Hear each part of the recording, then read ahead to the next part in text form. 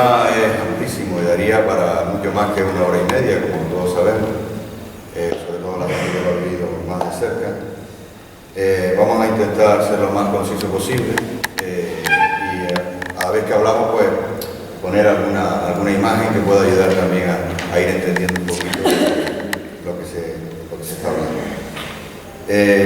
Bueno, de entrada decir que estamos hablando del tema de la guerra civil, estamos hablando de la represión. Hay gente que empieza a plantear ya que esa es la misma historia de siempre, que ese es el mismo rollo, y que seguir hablando de eso no tiene mucho sentido en el 2013 que estamos. Pero nosotros como historiadores, y yo en concreto como historiador y como enseñante, básicamente, más que como historiador, como enseñante, creo que es algo que hay que seguir enseñando, que hay que seguir explicando, sobre todo a las generaciones jóvenes, que a veces pierden la perspectiva de lo que significó para este país la guerra y la represión brutal que el régimen durante la guerra y, por supuesto, una vez acabada la guerra, lleva a cabo a lo largo y ancho de todo el país, incluyendo obviamente a la civil. En un texto reciente de un profesor de la Universidad de Vigo, que se llama Julio Rada, un libro que se llama La España masacrada, que habla justamente de todo este asunto, plantea que rescatar la memoria de las víctimas de la represión franquista y desentrañar las claves de cómo se implementa esta represión tiene una triple utilidad en el siglo XXI, ¿no?, en el que estamos, al margen, por supuesto, de lo que supone de aportación al conocimiento histórico. Primero, una finalidad reparadora. No cabe ninguna duda que muchas de estas familias, y aquí tenemos casos que han estado durante muchos años callando a la fuerza, pues la finalidad del conocimiento de esta represión tiene esa finalidad reparadora, que debe restituir la memoria de los perdedores, aunque solo sea por una cuestión de equilibrio, ¿vale? Mientras los montones de los decaídos del bando nacional, que existió represión, eso evidentemente nadie lo niega, fueron rescatados en su momento por el régimen, y se refleja, pues, multitud de obituarios, esquelas colectivas, recordatorios, etcétera, cosa que evidentemente no ocurrió con los perdedores de la guerra. Por tanto, una finalidad reparadora. En segundo lugar, una utilidad profiláctica. Desde esta perspectiva, conocer la dinámica, la magnitud y los objetivos perseguidos por el uso de la violencia y el coste que supuso para la sociedad española constituye la mejor vacuna, dice él textualmente, para las generaciones actuales frente a la intolerancia, el sectarismo y el fanatismo. Por tanto, lo que decía al principio, el tratar este asunto, sobre todo en los centros de enseñanza, que es donde trabajamos, es realmente fundamental, y por supuesto difundirlo entre la opinión pública. En fin, podría extenderme más, pero como hay muy poquito tiempo, vamos a intentar resumir un poquito. Como todos sabemos, y eso no se lo oculta a nadie, el golpe de Estado que pone fin en parte al régimen republicano, pues se gesta muchos meses antes de producirse el golpe, se organiza, se produce, y a partir de ese momento se inicia en Canarias, por supuesto, y en el resto del país, pues una represión brutal. Estos días, curiosamente, estoy repasando un libro que ya había leído, que es el libro de Paul Preston, el Holocausto español, no me acuerdo exactamente cómo es el título, y la verdad que se le pone a uno los pelos de punta cuál fue la acción de los militares, sobre todo en Andalucía. Si en Canarias nos parece terrible lo que ocurrió, en Andalucía fue una auténtica orgía de sangre lo que ocurrió en las provincias de Sevilla, de Huelva, de Cádiz, cuando los militares rebeldes logran ir avanzando pueblito a pueblito, y en el libro de Paul Preston narra situaciones realmente terribles, ¿no? Una auténtica orgía de sangre. Pues bien, como digo, empieza el golpe. Esto precisamente es unas maniobras militares que se hicieron en Tenerife, en Las Raíces, el 17 de junio, donde al parecer ahí se va a organizar y a preparar el golpe en el archipiélago. El país, como ustedes saben, queda dividido absolutamente en dos a partir del golpe, una zona que son las que están en color violeta, donde el golpe triunfa y donde la represión es brutal, y la otra zona queda pues controlada por la República, aunque todo lo que es el sistema de Estado republicano bastante desarticulado, ¿no?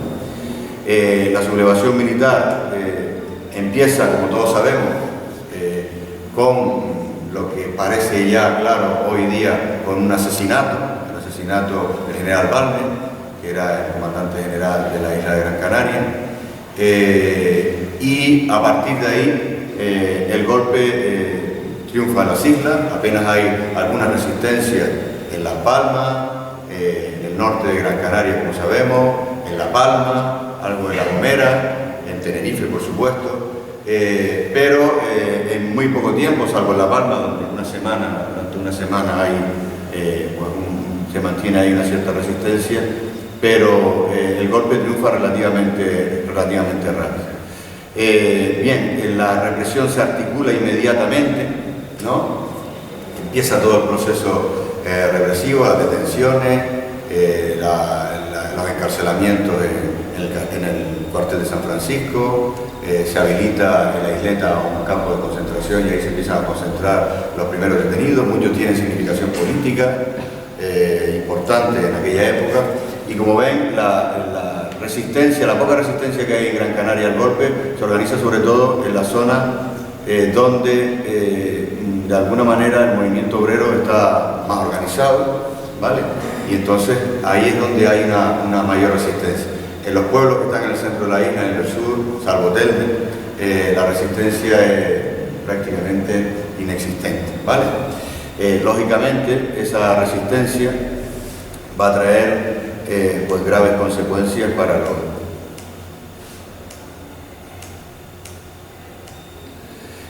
Las órdenes eran categóricas, desde los prolegómenos de la preparación del golpe de Estado, meses antes del propio golpe, eran categóricas. Como decía el general Mola, se tendrá en cuenta que la acción ha de ser en extremo violenta para reducir al enemigo.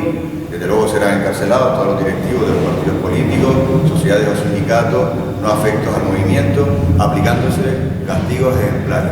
Y eso se pone en marcha inmediatamente, ¿vale? Son las propias autoridades militares que se han dado a sí mismas el poder las que empiezan a organizar un sistema represivo brutal. Evidentemente, con la ayuda de organizaciones ciudadanas, falanges, etcétera, que van a ayudar a ese proceso represivo de una manera brutal, ¿de acuerdo? En un reciente libro de un historiador norteamericano, que de apellido griego, Calibás, él dice que los actores políticos usan la violencia física para conseguir una serie de objetivos, y entre ellos básicamente un objetivo coercitivo, una dimensión disuasoria, disuadir a los posibles, digamos, no adictos al golpe o que intenten, digamos, frenar el golpe. Al mismo tiempo, la violencia es disuasoria, estratégica y, por supuesto, táctica. La violencia tiende a ser tanto retrospectiva, en su intención de castigar una acción que ya ha tenido lugar, como una acción que puede tener lugar en el futuro, es decir, poder destruir cualquier acción en el futuro que pudiera impedir el triunfo del golpe de Estado. Bien, bueno, toda la memoria de mucha gente, incluso gente con poca significación política. Les pongo a esta señora porque fue una entrevista que me hicieron unos alumnos de secundaria, en un trabajo que les marqué, y en un momento de la entrevista esta señora, una señora muy mayor del barrio del cono sur de Las Palmas, que no tenía ninguna significación política, pero sí viene el recuerdo de la entrada de falangistas en su casa para mirar la casa. Es decir, el miedo se instala en la sociedad, el pánico a verse afectado por una represión enormemente violenta. Como digo, pues evidentemente la Falange y Acción Ciudadana van a jugar un papel importante en ese proceso represivo, con personajes tan siniestros que todos recordamos, el papel de Eufemiano Fuentes, por ejemplo, en todo ese proceso represivo, personaje que está marcado ahí en la fotografía. El papel de la Iglesia, ponerse al lado inmediatamente de los militares rebeldes, en el caso de Gran Canaria sabemos el papel que jugó Bill Dine, que era un personaje muy conservador, pero que salvó la vida de algunos republicanos, por decir republicanos. Contrariamente a lo que ocurre en Tenerife, el obispo Fray Albino, en el momento del golpe no estaba en la isla, que se incorpora después, me parece, ¿no? Fue todo lo contrario, un aventador de la represión más brutal, en este caso en la isla de Tenerife. Hay un libro que es La ideología y beligerancia de la cruzada de Fray Albino, que narra un poco claro, inmediatamente pues se habilitan centros de detención, ¿vale? Como este, que hoy es un colegio, el Colegio de los Antunes, o este que ya el otro día vi que había desaparecido el edificio, que es lo que se llamaba antiguamente Educación y Descanso, que era el Círculo Arenales, que también fue un centro de detención importante, donde se llevan a muchos detenidos, ahí se les dan palizas, se tortura, en fin. Los que desaparecieron en Agaete fueron llevados ¿cómo se llama? A Luis Antunes, en concreto. Bien, hay que recalcar que, contrariamente a lo que muchas veces se dice, la represión estaba perfectamente organizada, independientemente de que luego hubiera venganzas personales, en fin, eso existió desde luego, pero la represión estaba organizada desde arriba, desde la propia cúpula militar, en este caso el comandante militar de Canarias, con la participación del gobernador militar de Gran Canaria, los juzgados militares, en fin, había toda una estructura, para abreviar rápidamente, el gobernador civil, hasta acabar en la base represiva, que eran pues, los números de la Guardia Civil o las organizaciones ciudadanas, falangistas o Acción Ciudadana, que participaban pues, en el trabajo sucio, es decir, sacar a la gente de sus casas y desaparecerla, que luego tú comentabas algo más de este asunto. Bien, ahí está un poco el organigrama de todo ese proceso represivo, y repito, perfectamente orquestado y organizado desde arriba y con conocimiento perfectamente desde arriba, desde la cúpula militar, ¿vale? Hasta la base, que era pues hasta la policía municipal de algunos municipios que jugaban un papel importante. En los primeros meses de la guerra está como comandante general de Canarias, el general Doya Lao, un personaje siniestro, sobre todo para la isla de Tenerife. Fue cuando más gente desapareció en la isla de Tenerife. Lógicamente se nombran nuevas autoridades locales que instan a la denuncia de los vecinos que han tenido algún pasado republicano, simplemente alguna simpatía republicana. Este, por ejemplo, es un bando del alcalde de Agaete que se había instalado después del golpe, Valentín Armas, pues pidiendo a los habitantes de Agaete que denunciaran a sus vecinos supuestamente izquierdistas o republicanos. Curiosamente, el bando es del 15 de marzo del 37 y poco después se produce, el 3 de abril, el 4 de abril, 3-4 de abril, se producen todas las desapariciones del Valle Gaete. Parece ser que el bando fue bastante efectivo, lamentablemente, en este caso. Es el bando, como digo, de muchos alcaldes, muchos curas de los pueblos participaron directo e indirectamente en todo ese proceso represivo, aunque luego el trabajo sucio, lo que era la saca de gente de sus casas, pues lo hacían los falangistas o la propia Guardia Civil, los números de la Guardia Civil que participaron en ese proceso.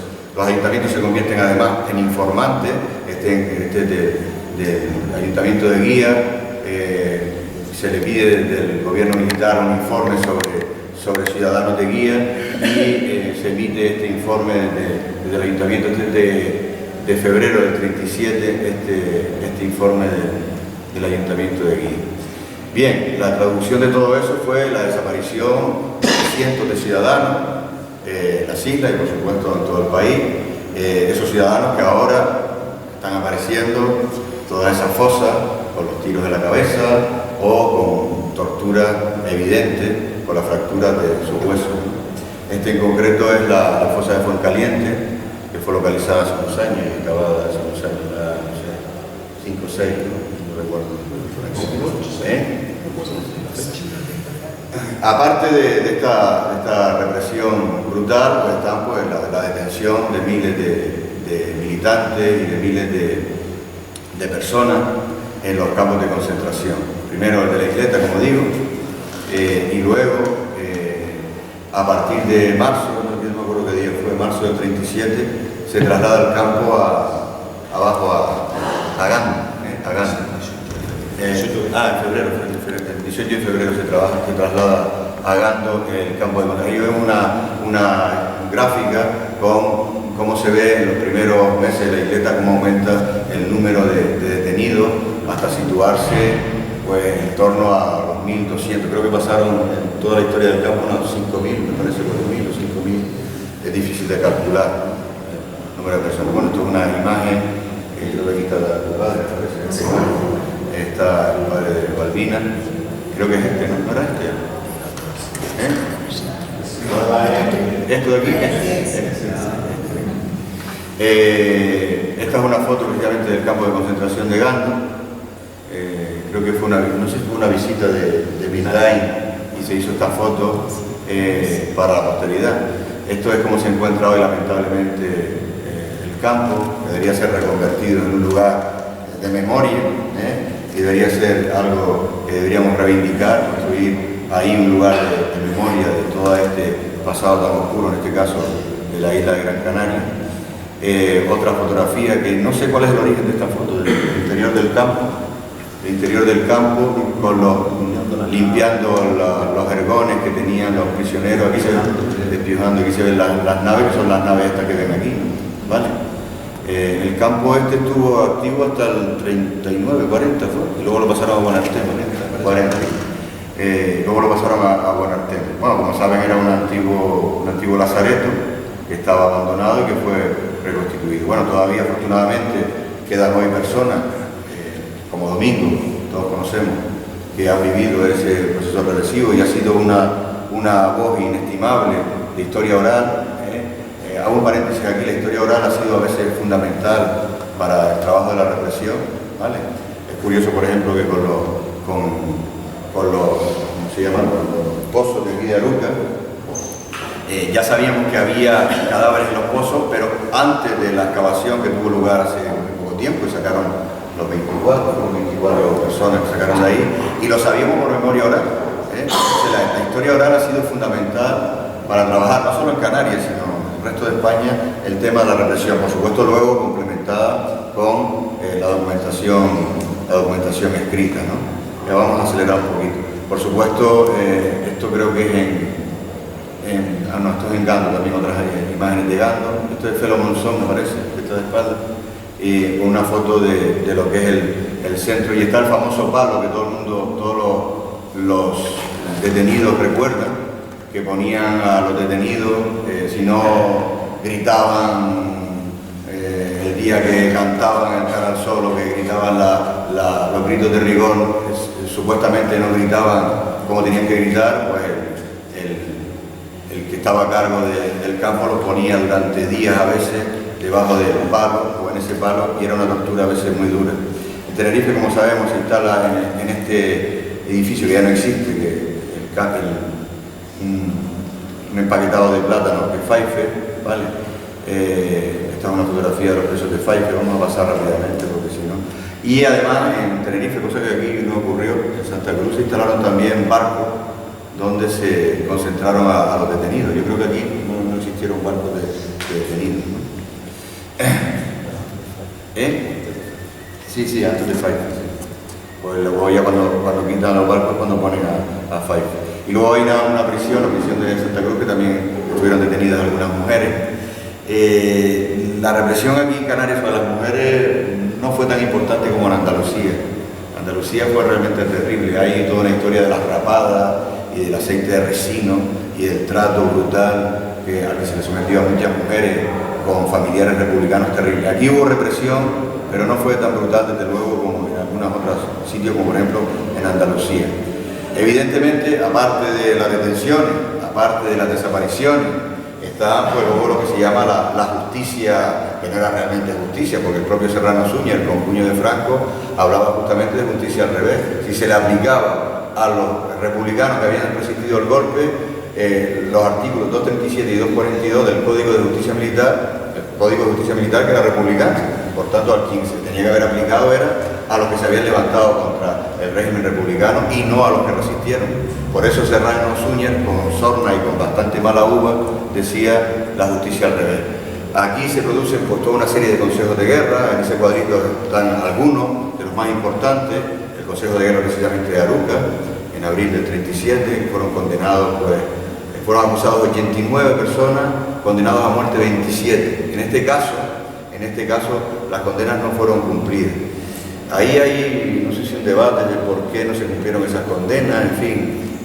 Parece ser que estaban muy cerca los acontecimientos de las desapariciones que había habido aquí en Aruca, en Galdar y en Agaete, y entonces los militares dieron un poquito marcha atrás en esa, yo no sé si luego tú insistirás en eso, dieron un poco marcha atrás y luego parece ser que la propia presión de Bildain pues jugó a favor de estos 27 condenados a muerte, porque fueron condenados 27, entre ellos el alcalde republicano de esta ciudad, Juan Doreste Casanova, maestro originario, como todos sabemos, de Lanzarote. Luego hay otros consejos de guerra que lamentablemente en este caso sí se cumplieron las condenas, por ejemplo el de intento de asalto al cuartel de la Isleta, que tuvo lugar a finales de diciembre del 36, hubo 9 condenados a muerte, bueno, hubo 61 encausados, 9 condenados a muerte y las 9 se cumplieron lamentablemente, o la resistencia a la Casa del Pueblo de la Isleta, donde hubo 5 condenados a muerte y se cumplieron 5, Moya, el caso del maestro de Moya, Federico Martín Valverde, que ahí tengo yo la duda, siempre he tenido la duda si la sentencia se cumplió en el 38 o ya en el 40. Diciembre del 38. Diciembre del 38. En el cementerio. Pues diciembre del 38. Porque yo ahí siempre había tenido la duda si había sido en el 40. Creíamos que era en el 39. O en el 39. Yo tengo ahí, sin embargo, tengo ahí, fíjate, todo de diciembre del 38. No sé de dónde sale ese dato. Y luego otras condenas a muerte, la resistencia en Telde, fueron 5 personas condenadas a muerte y se cumplieron 4. Salvó la vida una mujer que era esta Elfa Sabor, que era de origen alemán, me parece, ¿no? Era la mujer del cartero de Juan del Peso, Corralejo, parece que es un video. Y le salvaron, le perdonaron la condena a muerte en el caso de esta mujer. En el gobierno civil, que se pidieron 2 condenas a muerte y no se cumplieron, y en el caso de San Lorenzo, que se pidieron 5 y se cumplieron 5. Creo que en el total de Gran Canaria hubo 29 condenas a muerte, no me acuerdo exactamente, yo creo que lo tengo por aquí.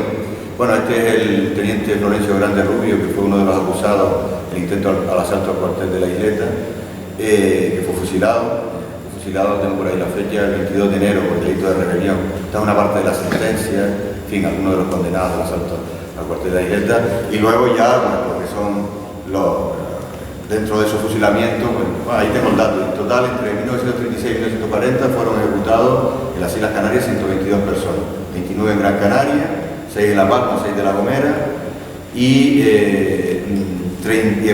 en Tenerife 50 y 31 fueron fusilados por resistir al golpe en las colonias españolas del África Occidental, que fueron fusilados aquí en el campo de tiro de la Isleta.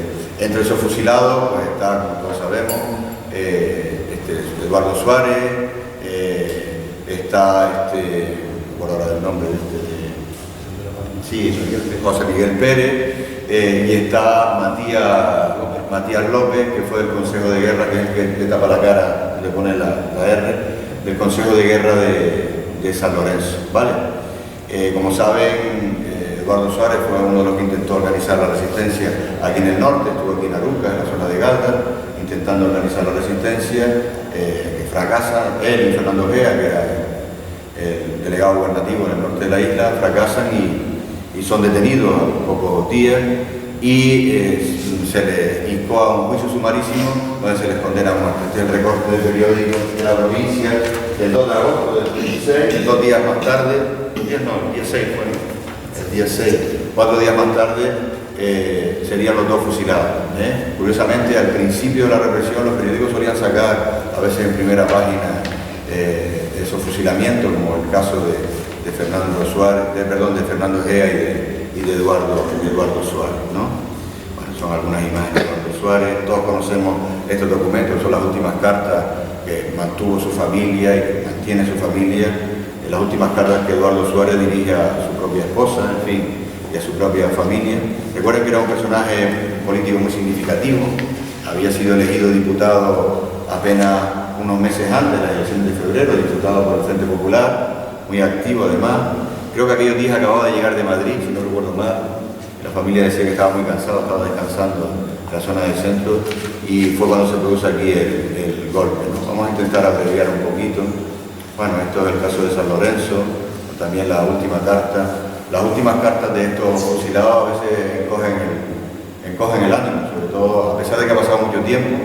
Yo se la suelo poner a los alumnos, leérsela en voz alta, que la vean, documento que es una copia, lógicamente, porque realmente es el momento en que una persona que no ha cometido ningún delito, simplemente el único delito que ha tenido es el intentar resistir a un golpe fascista en este caso, pues son esos documentos realmente impresionantes, ¿no? Bueno, esto lo tengo subrayado para los alumnos y para no cansar. Luis Cabrera, uno de los fusilados por el caso de la Casa del Pueblo en la Isleta. Vamos a intentar, hoy en Tenerife también hay bastantes fusilados, como vimos, 50, este fue uno de ellos. Era Rodrigo Coello, que era secretario regional de la CNT. La CNT, como sabemos, durante la Segunda República tuvo mucha importancia en Tenerife. Lo mismo, su última carta dirigida a su esposa, pocos momentos antes de ser fusilado, en marzo del 37. Y vamos a pasar rápidamente. Y luego están, como insistía antes, los desaparecidos. Aquí se utilizaron varias formas, y luego Sergio insistirá en eso, de hacer desaparecer a los cadáveres. Unos eran pues, tirados a la mar fea. En Tenerife se utilizó tirar a los asesinados en la zona de Anaga con pesos para que se hundieran. Y aquí además, como sabemos, pues está pues, el caso de los pozos de Aruca, uno de ellos ya excavado y otro que acaba de empezar a excavar hace unos días. Y el caso de la cima de Ginamar, que todavía es algo pendiente, la excavación de la cima de Ginamar. Ese es un cráneo que se encontró, unos años lo encontró precisamente en una bajada que hizo Jesús Cantero. Lo encontró en el fondo de la cima, donde se ve perfectamente, se conserva hoy en el Museo Canario, se ve perfectamente el tiro de entrada que le provocó lógicamente la muerte inmediata. Y luego hay un caso particular, al principio del golpe, creo que fue en septiembre, no sé si fue en agosto, lo del Domine fue en septiembre. En septiembre se llevan a 10 detenidos en el campo de concentración con las primeras banderas de falangistas que van a la península, y allí los hacen desaparecer en Talavera. Tú has trabajado sobre ese tema bien, y luego si quieres insistes un poquito en ese asunto. Ahí desaparecieron algunos líderes importantes, José Suárez Cabral, Manuel Monasterio, Andrés Zamora Sorroquino y Primitivo Pérez Pedraza. Por supuesto, esa represión no solo fueron de dirigentes políticos importantes, sino que se llevó en los militantes, los republicanos de los pueblos, en este caso de Aruca, como sabemos, ¿vale? Esto se ha sacado de la exposición de Aruca, o el caso de Agaete, que fue, como sabemos todos, muy duro, ¿no? ¿Vale? El 3 de abril del 37 desaparecen pues, 27 jornaleros de Agaete, 26 eran del Valle y uno era del casco de Agaete. Bien, vamos a ir más rápido. Bien, a veces la documentación que queda, lógicamente, yo siempre digo que no quedan, salvo las sentencias de muerte, que sí hay un proceso legal, las desapariciones y los asesinatos difícilmente queda alguna documentación, a veces indirecta, a veces interesante. En Andalucía de ellos se ha encontrado alguna documentación interesante que reflejan esa desaparición. Pero vamos, nadie firma un papel donde autoriza el asesinato o la saca de personas, pero sí se puede ver a través de documentos indirectos los procesos represivos. Este en concreto es un bando que emitió el general gobernador militar de la plaza de Gran Canaria, de la provincia de Las Palmas, Vicente Valderrama, y curiosamente lo emite el día 10 de abril. Un bando amenazador, aquellos que de alguna manera se hagan eco de rumores, de desapariciones, etc. Fíjense ustedes que hacía muy pocos días que se habían producido las desapariciones de Aruca, de Galdar y de Agaete. Y el bando es bastante explícito. Dice, habiendo llegado a mi noticia el hecho de que hay personas que se dedican a propalar rumores y especies falsas con el fin sedicioso de tranquilizar a la opinión y destruir la justificada confianza y entusiasmo con que en esta provincia fue acogido desde los primeros momentos el glorioso movimiento nacional y estando dispuesto a poner término definitivo y a la recusable y antipatriótica actuación de quienes así procedan, aplicando en lo sucesivo con rigor implacable las medidas y sanciones estatuidas por la ley. Y hago saber y amenaza a cualquiera, nosotros deducimos que realmente esos rumores eran porque la gente estaba comentando no solo las desapariciones de aquí, sino las desapariciones que probablemente en muchos barrios de Las Palmas se estaban llevando a cabo. Cuestión esta que te lo dejo a ti un poquito para que... Bueno, ese es el bando que acabamos de leer, publicado en el periódico, no se ve muy bien porque se acaba el periódico, y lógicamente en los últimos años, gracias al esfuerzo de gente como Balbina o como Pino, en todo el país, los nietos, hijos, bisnietos a veces, incluso a veces sobrinos nietos, empiezan a destapar todo ese proceso, ¿vale? En todo el país han ido apareciendo en los últimos años miles de fosas donde están los cadáveres de todos esos republicanos. Aquí tenemos el caso de los pozos, como sabemos, este es el estado del pozo antes de empezar a ser excavado, que es una foto sacada de la exposición de ustedes, y con algunos desaparecidos de aquí de Aruba. Todo el momento en que se empieza a organizar y las primeras informaciones que empiezan a aparecer en la prensa sobre la excavación del pozo. Yo llevé día a día una especie de calendario de la excavación porque me parecía que era, en fin, el momento en el que se comprobaba algo que se había dicho. Yo creo que esto empezamos a decirlo hace 25 o 30 años, que había ahí cadáveres. Curiosamente, fue el año 23 y se excavó el pozo en el 2008, pues casi nada, ¿no? O sea que desde el año 83, por la memoria oral, sabíamos que ahí había cadáveres, pero la certeza de esos cadáveres no la tuvimos hasta el 2008, casi nada, ¿no? Y me parece que es importante destacar la labor, sobre todo de esas asociaciones de la memoria histórica, que a veces contra viento y marea y con acusaciones a veces de revanchismo por parte de algunos sectores de la sociedad española, han mantenido la bandera de la reivindicación de recuperar a todas esas miles de personas enterradas y olvidadas durante tanto tiempo, ¿vale? Todas esas son informaciones, como digo, de la prensa. En fin, hay muchas más cosas, pero yo llevo creo que ya la media hora más que sobrada, ¿no? 35 minutos. Yo le voy a dejar la palabra a él. Si hay alguna cosa más, pues luego la iré.